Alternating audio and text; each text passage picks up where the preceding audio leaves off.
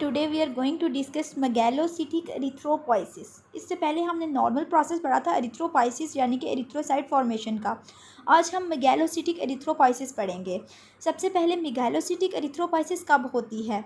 ये होती है first few months of fetal life, यानी जैसे ही फीटस बनना स्टार्ट होता है तो कुछ महीनों में क्या होता है, कौन सी एरिथ्रोपोइसिस होती है? मेगैलोसिटिक एरिथ्रोपोइसिस। इसको हम मेगैलोसिटिक क्यों कहते हैं, ये डिफरेंट क्यों होती है नॉर्मल एरिथ्रोपोइसिस से?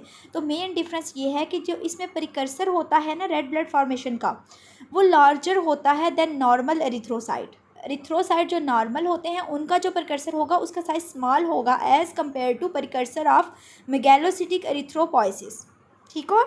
उसके बाद क्या होता है कि कुछ मंथ्स गुजर जाते हैं, फिर नॉर्मल जो पोस्ट नेटल एरिथ्रोसाइट्स होते हैं ना वैसे एरिथ्रोसाइट्स बनना शुरू हो जाते हैं। इसके अलावा ये मेगैलोसिटिक एरिथ्रोपोइसिस कब कब हो सकती है? जब विटामिन B12 डेफिशिएंसी हो या फोलिक एसिड की डेफिशिएंसी हो, सर्टेन पैथोलॉजिकल कंडीशंस हों। अच्छा, अब इसमें होता क्या है, इस कंडीशन में जो न्यूक्लिक एसिड मेटाबॉलिज्म होता है ना वो डिस्टर्ब हो जाता है और जो नॉर्मल माइटोसिस का प्रोसेस है ना वो नहीं हो पाता, जिसकी वजह से क्या होता है, जो सेल साइज होता है वो लार्ज होता है as compare to normal erythropoiesis. Differentiation का प्रोसेस ये कब होता है? हमने पढ़ा था कि सिंगल स्टेम सेल होता है जिससे डिफरेंट काइंड के इंटरमीडिएट्स बनते हैं और एट दी एंड हमारे पास फाइनल प्रोडक्ट क्या आती है? एरिथ्रोसाइट्स। तो ये जो प्रोसेस होता है डिफ्रेंशिएशन का, इसमें न्यूक्लियस पिक्नोटिक हो जाता है। पिक्नोटिक का क्या मतलब होता है कि न्यूक्लियस स्मॉल हो जाता है और डेंस हो जाता है। पिक्नोसिस इस प्रोसेस को हम कहते हैं। जैसे ही न्यूक्लियस स्मॉल होता जाता है, डेंस होता जाता है, तो एक प्रोसेस होता है जिसके थ्रू न्यूक्लियस को सेल से बाहर निकाल दिया जाता है। उस प्रोसेस को हम क्या कहते हैं? Nucleus extrusion. न्यूक्लियस एक्सट्रूजन होती है तो रेटिकुलोसाइट कन्वर्ट हो जाते हैं किस में? नॉर्मल एरिथ्रोसाइट में। इसके अलावा जो इनिशियल बेसोफिलिक साइटोप्लाज्म होता है, जैसे ही वो मेच्योर होता है तो वह एसिडोफिलिक हो जाता है। एसिडोफिलिक क्यों होता है? क्योंकि पहले स्टार्ट में HB नहीं बनी होती, हीमोग्लोबिन नहीं बनी होती, लेकिन जैसे जैसे मैचुरेशन होती जाती है तो हीमोग्लोबिन फॉर्मेशन हो जाती है। हीमोग्लोबिन फॉर्मेशन की वजह से जो साइटोप्लाज्म होता है वो बेसोफिलिक स्टेज से एसिडोफिलिक स्टेज में कन्वर्ट हो जाता है। अब स्टेप्स कौन से हैं मेगैलोसिटिक एरिथ्रोपोइसिस के?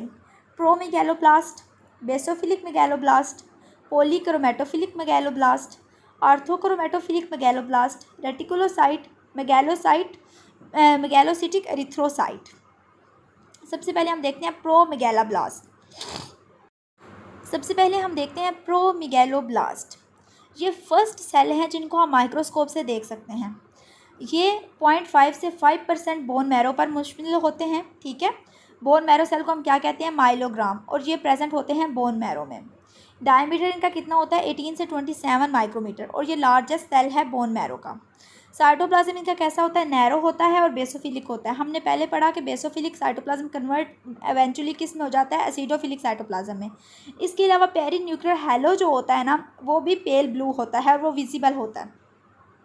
ये तो बात होगी साइटोप्लाज्म की। पहले हमने क्या पढ़ा प्रोमेगैलोब्लास्ट में कि ये इनमें बोन मैरो कितना होता है? 0.5 से 5%। ये प्रेजेंट कहाँ पे होते हैं? बोन मैरो में। इनका डायमीटर कितना होता है? 8 से 27 माइक्रोमीटर। इसके अलावा इनका साइटोप्लाज्म कैसा होता है? नैरो होता है, बेसिलोफिलिक होता है और पेरी न्यूक्लियर हैलो जो होता है वो विजिबल होता है। इनका न्यूक्लियस कैसा होता है? न्यूक्लियस ग्रैनुलर होता है नेचर में। उसमें 2 से 5 न्यूक्लियोलाई होते हैं। क्रोमेटन में क्लम्प्स होते हैं, इस तरह का स्ट्रक्चर होता है। ये क्लम्प्स में क्या मौजूद होता है? पैराक्रोमेटन। और ये स्टेज, इसकी ड्यूरेशन कितनी है? ये मोर देन 24 आवर्स है। उसके बाद प्रोमेगैलोब्लास्ट कन्वर्ट हो जाता है बेसोफिलिक मेगैलोब्लास्ट में।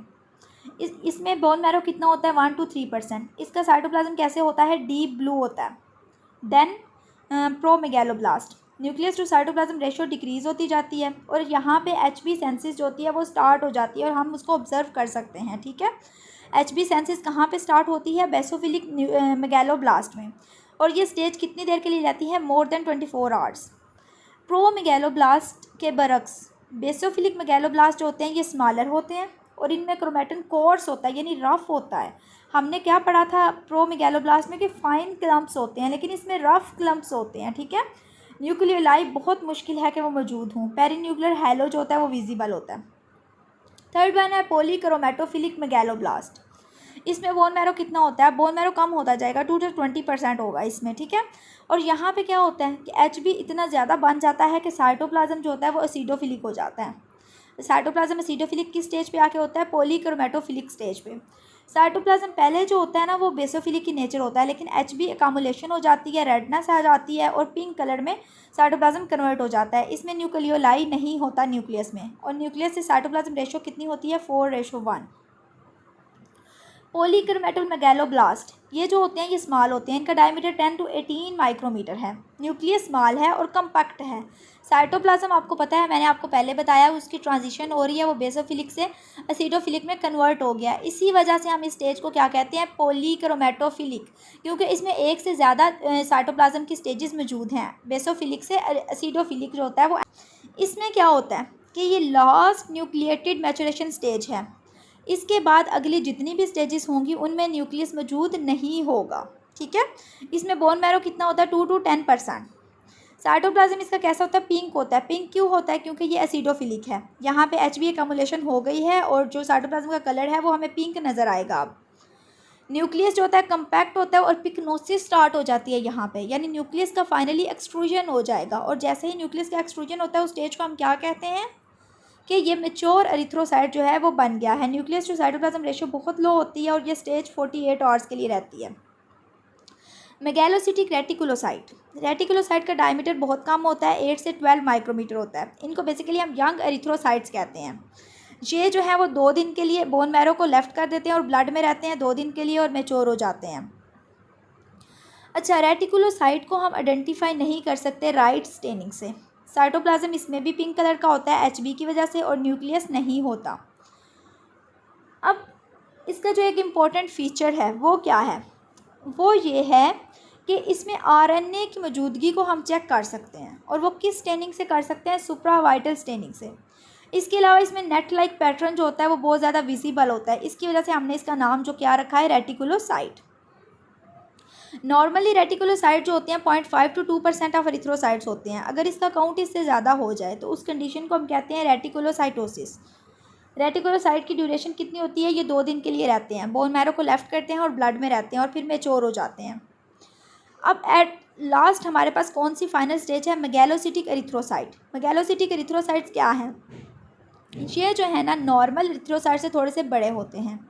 इनको हम इजीली रिकॉग्नाइज कर सकते हैं। स्टेनिंग इनकी हम करते हैं ईओसिन स्टेन से, ठीक है। ये ऑरेंज रेड हो सकते हैं। इसके अलावा ये राउंड होते हैं, सेंट्रल पैलर होता है, ये आपको सेंट्रल पैलर नज़र आ रहा है वाइट कलर में, और उनमें न्यूक्लियस नहीं होता। सेल साइज़ कितना होता है 8 से 10 माइक्रोमीटर। शेप, एरिथ्रोसाइट की शेप पे हम फिर बात करेंगे।